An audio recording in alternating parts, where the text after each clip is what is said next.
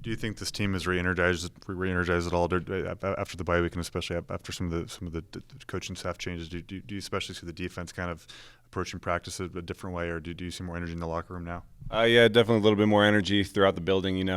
Something we took upon ourselves as a team was produce more energy as an entire team, and just come a little bit more prepared and ready to go for practice.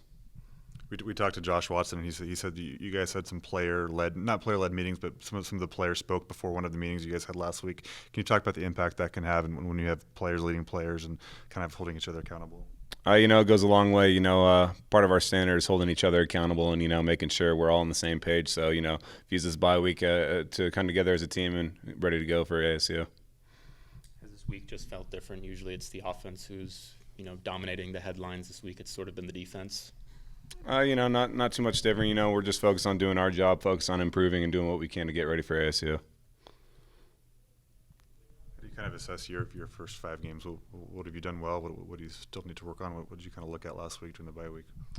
Some positives and negatives. Don't want to beat myself up too much, but the negative plays, got to stop. Can't put the defense in a bad position by turning the ball over and being careless with the football. So just taking better care of the football and making sure just improve from here and get better each week.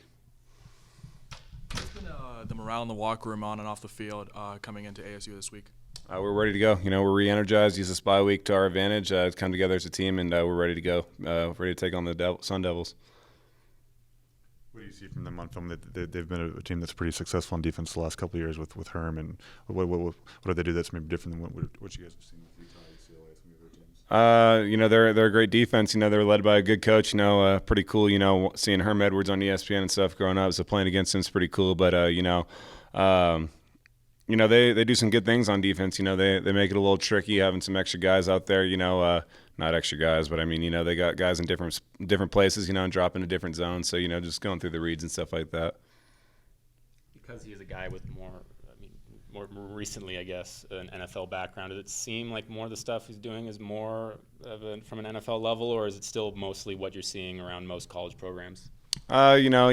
Each defense kind of does some similar things to us. Everyone. They all try and figure out the way to stop the air raid. So, I think we'll probably see something similar to what we saw at Utah and stuff like that. So, I don't know. We'll see if they adjust or whatever. But, we're just worried about what we're doing and our routes and stuff like that.